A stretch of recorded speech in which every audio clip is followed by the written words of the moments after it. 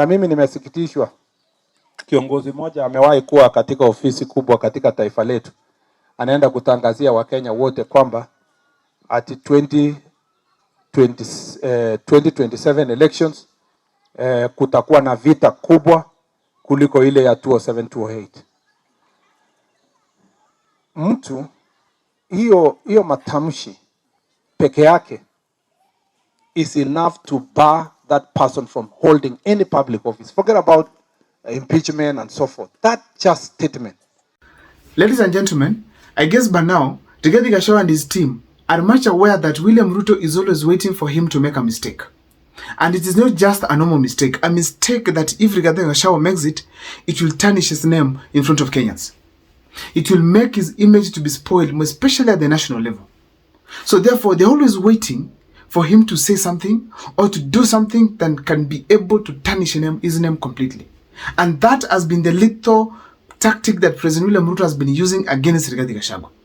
Let me give you examples about that. If you remember, when Rigathi Gachagua started saying the issues to do with shares. Hii serikali ni kampuni na ni ya shares. Si ndio? Ni ya shares. Kuna wenye kampuni, wale wako na shares mingi, kuna wale wako na chache, kuna wale hawana. William Ruto, the first time actually Rigathi Gachagua said it, William Ruto noticed that, okay, Kenyans are responding negatively as far as Rigathi Gachagua is concerned. And then he felt like now it was to encourage Rigathi Gachagua to continue saying the same thing. William Ruto never stopped him. He encouraged him instead. Rigathi Gachagua went to Kambani, talked about shares. He went to Kericho, talked about shares. He went to Uasin Gishu, he talked about shares. He went to Kwale, he talked about shares. He went to Mombasa, I think, and also talked about shares. We are going to open up the share market in 2027. Nyinyi mkuja kwa soko, mchukue ile hisa mnataka. That was a clear indication that William Ruto had encouraged him and left him to say that. And as a result, Kenyans started developing some negative attitude towards Rigathi Gachagua. And I have to state it here that William Ruto had planned the impeachment of Rigathi Gachagua immediately he chose him to be his running mate. So when he was spoiling his name, it was clear that William Ruto was creating the environment for Rigathi Gachagua to be hated by the public so that when the impeachment comes, it is justified. As if that's not enough, after Rigathi Gachagua noticed that things are not okay within government, he started championing for the mountain interests. And more especially actually after Raila Amolo Odinga had joined the government. So he went back to the mountain. For me, I see it from an angle that Rigathi Gachagua started to look for his base, a place that he can get protection, a way to build his political muscles. So he went back to the mountain, which was the surest place he could go first, and then campaign on one man, one vote, one shilling. For those who've been following him, you heard him say that. Apart from that, he also started championing for the developments within the mountain region. So William Ruto took that chance again and started branding Rigathi Gachagua to be a tribalist. Mimi nimeamua ya kwamba siasa ya ubaguzi, ya chuki, ya ukabila haina mahali tena katika taifa letu la Kenya. Whenever he says something to do with Murima, William Ruto goes ahead with his men to call Rigathi Gachagua a tribalist. Mwingine anatuambia na masikio ati sikizeni ground. Hiyo masikio tunamwambia sikiza ground, haitaki ukabila. So therefore, that has been the tactic that Rigathi Gachagua, William Ruto has been using to finish Rigathi Gachagua. And in fact, if you look at William Ruto's speeches, there's nothing that he uses except saying tribalism.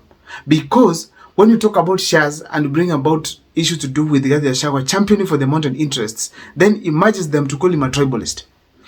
Where every politician is a tribalist in this country. But William Ruto successfully managed to tarnish Rigathi Gachagua's name by saying that he's a tribalist. So whenever he goes, someone from West Central, tribalist. When he goes to Western Kenya, he calls Rigathi Gachagua a tribalist. When he goes to any other part of this country, he's just branding Rigathi Gachagua to be a tribalist. When the ODM guys came into government, they also kept on doing the same thing. That was a clear indication that any mistake Rigathi Gachagua makes, that is a smile on William Ruto's face. Because they always say, right, this is the time to hit him. And actually, they're waiting so much to investigate and find any mistake that he even made to do with corruption or something.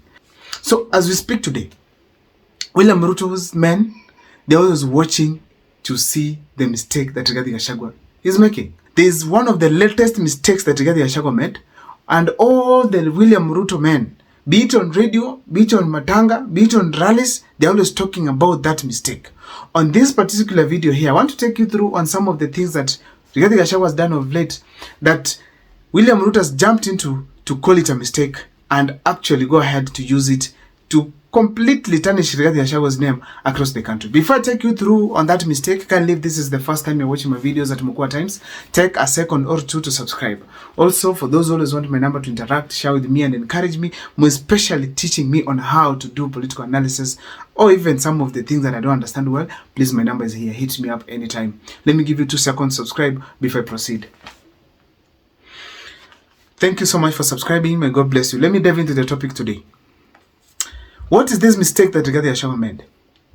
Mentioning the issue to do with the post-election violence of 2002 in relation to 2027. 2007 in relation to 2027.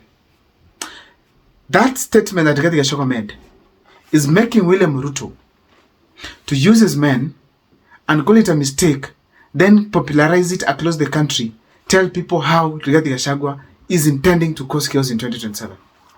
That has been the formula that William Ruto has been using ever since. So as we speak today, not just this week alone, it's something that's going to go on until 2027. Probably William Ruto is going to sing, and his men, they're going to sing this issue of Rigathi Gachagua about 2027.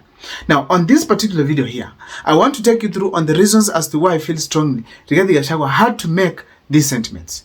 But before I take you through again, watch this video. Rigiji, second deputy president of the Republic of Kenya, akaongea juzi, akasema mkiiba kura zijazo muibe, yani nyinyi kina Ruto muibe kura, Kenya itakuwa vile tena. So you can realize that Rigathi Gachagua is getting a lot of defense based on the statements that he made. Not just from other people like Kalonzo Musyoka, but also from himself. He has been defending himself on what he had said. It is possible to defend Rigathi Gachagua simply because of what he said was not wrong. And on this video, I want to justify it.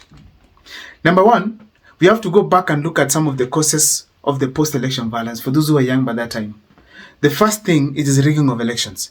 When elections are rigged, people get agitated. People feel like the referee was not fair. So they are agitated and eventually resulted to violence. Second one of all, it is of course careless leaders. They are leaders who never cared what the public thinks or what they do from what they say. So you realize that there were people literally having very serious standoffs. Someone has a serious stand that he doesn't want to change completely, even if people die in the streets. People like Martha Karua and William Ruto, they were strongly against any form of reconciliation. Kila mtu alikuwa make a standing ngumu. Until it reached a point, they were actually ejected from the meetings so that at least Kibaki and Raila Amolo Odinga could come together peacefully and talk about the issue to do with resolving the 2007 problems. So, ladies and gentlemen, such kind of stance are some of the things that I call the careless leaders, the actions of the careless leaders. Another thing is greedy leaders. There are people who do not want to lose anything. They always want to be in power, even if people die. We have such kind of people. I used to always tell myself at that time, if Kibaki could have said, okay, fine, you've won, have it. Probably nobody could have died. But because of some greedy aspect of people, it comes to an end that it results to a situation where the public can die, the people can kill themselves, but so long as it retains the seat. So that is one of the things that causes chaos in the country. Another one, it is the poor state of security. You realize that the intelligence is not able to communicate well to the current government. Or even if it communicates, there could be some ignorant people in government who don't care. But the fact is, you communicate the right thing, that if you do this, the public is against it. But I feel strongly that the intelligence has been failing, could have failed. The intelligence could have failed. But the fact remains that the government plays a significant role on that. So if they listen to the intelligence and if they do a good job, they are able to take up the security measures to prevent some of these things from happening. So therefore, you can see some of the things that have been happening that caused the 2007 general elections. Some of these things can happen in 2027 if proper measures are not put in place.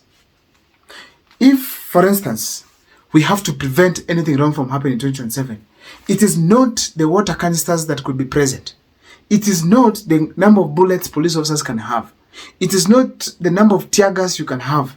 It's not the amount or the number of police officers you can employ right now to prevent people from fighting. No. How do we prevent that? Number one, it is ensuring that there's a free and a fair election in the country. As per today, the mood in the country is not so good. And therefore, the expectations of the IEBC is none other than having a clear, verifiable, and a fair election in 2027. Simple as that. Secondly, concerns of Kenya to be given priority. All the leaders in the country must listen to what Kenyans really want. And as a result, the country is going to be peaceful. But the moment they indicate ignorance all through, nobody is going to listen to the government. And as we speak today, with the kind of ignorance we are seeing across, people are completely going to hate this government forever. So therefore, we must have a level of tolerance where the government gets concerned with the common manage. Another thing to prevent all this is the verification of the election results. If there's a problem somewhere, let it be verified. As simple as that. Thirdly is proper preparation by leaders vying in various positions. What do I mean by this? You have your agents in place. You have your agents every polling station, so that at least in case there's anything, you can confirm before even going to the public to say it, so that you don't say your votes have been stolen, yet you do not have an agent there. Like Raila Odinga did not have someone here from the central region. I don't know what's your take as far as this video is concerned. Kindly in the comment section share with me on what you think. Thank you so much for watching. My name is Abel Mukwa. See you next time for more videos.